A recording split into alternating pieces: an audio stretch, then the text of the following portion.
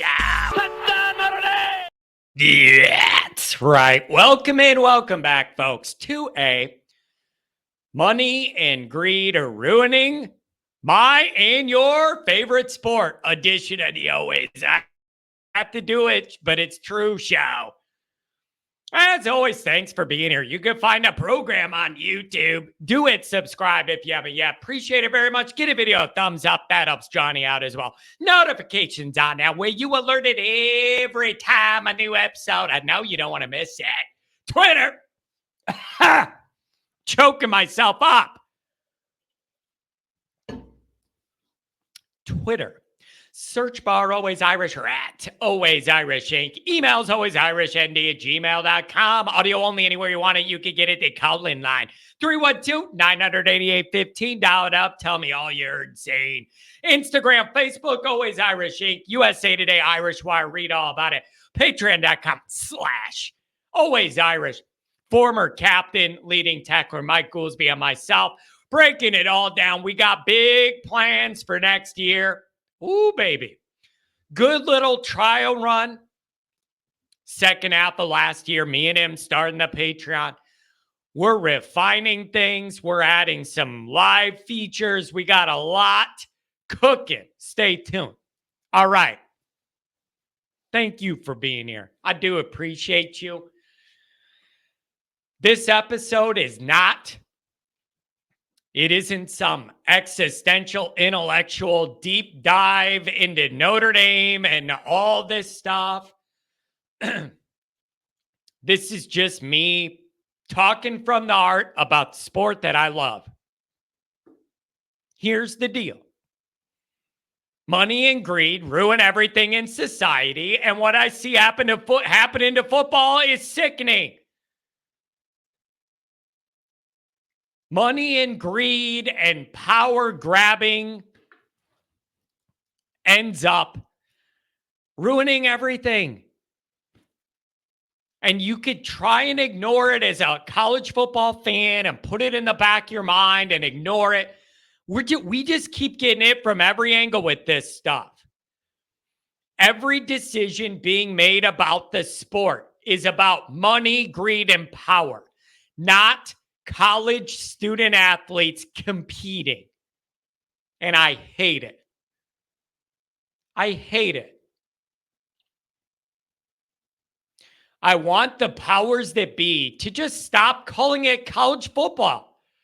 It's semi-pro football. All the conference realignment stuff, it's due to money. It's not because of football reasons. It's because of money. NIL deal hopping 1 year to the next, and I'm going to just get the best deal and be a free agent each year. There is no part of that you could honestly tell me is about the student part of being a student athlete. These are just lies. Call it what it is. It used to be, where do I want to go to school, get an education, develop as a young man, and play football? Those used to be the considerations. Now it's, where am I going to make the most money the quickest? It really bothers me how these TV deals are ripping apart all of college football's history. Conferences, geographical rivalries, all of this. And all these changes aren't over like the competitive nature of how the sport is played. It's money and greed and power driving all of it. And I understand it, but I hate it. This is not me sitting here going, I don't understand why this sport no longer feels like the one I love. Oh, I understand it. I just don't like it. I'm not confused about what's going on. I just don't like it. It's almost laughable to call it like college, like student athletes. I mean, we're stretching credulity here when you go this far with this. when you allow and borderline encourage guys to hop 1 year to the next for the biggest bidder. I try really hard to not focus on this stuff a lot and hold on to whatever, like the actual nuts and bolts of college football at its DNA. What that, like, I try and just focus on that and not all this other stuff.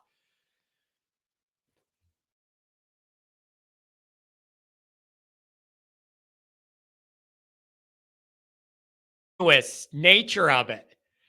Like, it ain't about the student part of the student athlete thing here is I got questions about, man. I don't love it. And then where does Notre Dame fit in? Where does Notre Dame fit in as a place that values old school traditions, how we used to do it, academics, all of those stuff, all that stuff's being phased out of the game. And those are a lot of the things we value the most. And they're getting phased out of the game. Tradition, education, historical stuff. Those aren't the priorities. They don't move the needle. They're not what they're making decisions on now. So where does Notre Dame ultimately fit in all this? I don't know.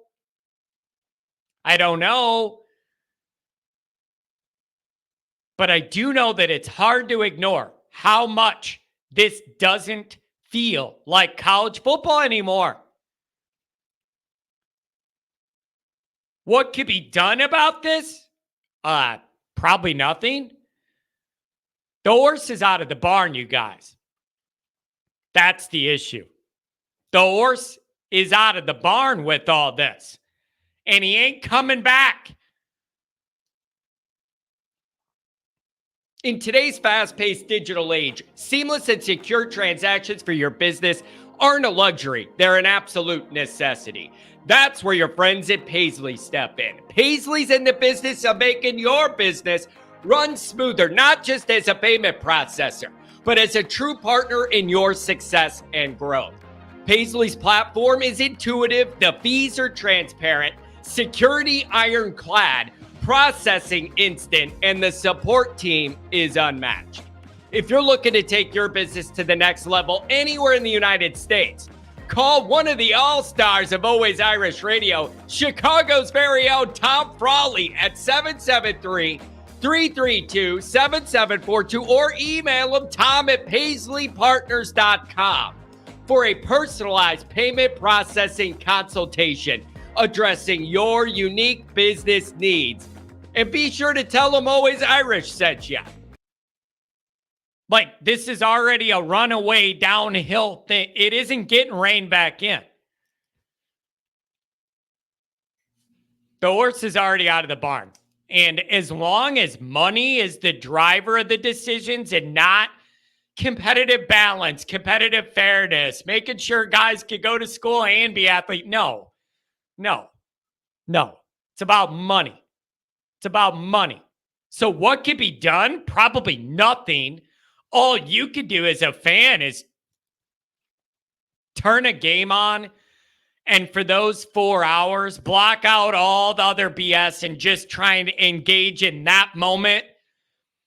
Put all the ancillary BS aside in the back of your mind. And for those 4 hours, enjoy those moments where you're not looking at Twitter's NIL deal and all the tampering and everything they got, but you're just looking at the guys on the field playing. That's all you can do. Traditions are being ruined. The actual concept of student athletes is being ruined. Geographic conferences, ruined. Rivalries that came with them, ruined. It's all about money, greed, and power. And I know I'm old. I know I'm a traditionalist. I know I'm stuck in the old days and the old ways. I know all that. I admit all that. This just really doesn't feel like college football. And it's like that now, and it isn't gonna trend back the other way. Like, I don't like where we're at, and it's not gonna slow down.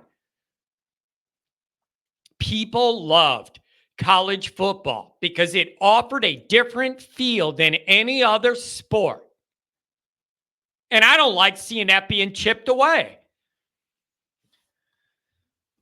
That's what made college football so different, is that collegiate feel. And it's starting to lose that as we get more professional looking and feeling and business wise.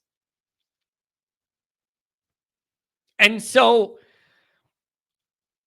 I don't know what to think about it. It's a little frustrating when you you don't want to be like an old guy. Back in my day, everything was better, whatever. I just loved college football, man. I don't want it to feel like semi-pro.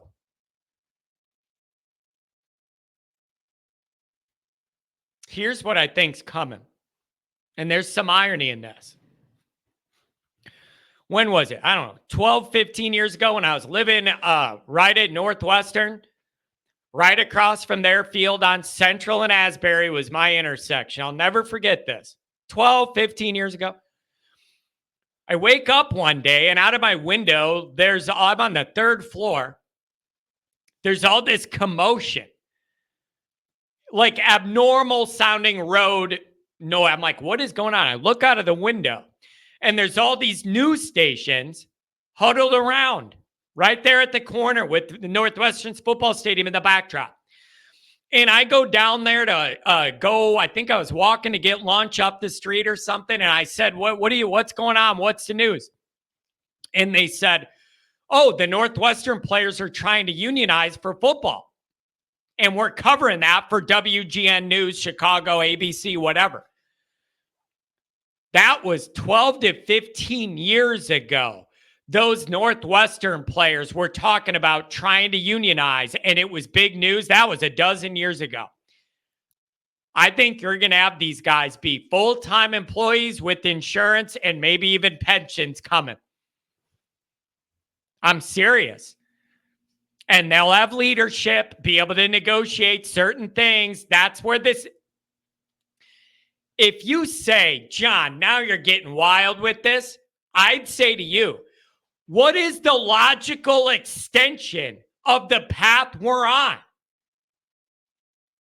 The logical extension on the keeps going and going and doesn't get reeled back in is what I just said. That's the logical conclusion of their trajectory we're on. So, it provides those guys more protection and everything. Like, fine, there will be arguments for it or against it. But it ain't going to feel like college football anymore. And it used to be one of the things, the world's going crazy. People are all dumb or whatever. At least you had your football to watch. You could rely on that, know what that's going to be. Man, we're losing that feel. We're losing that feel.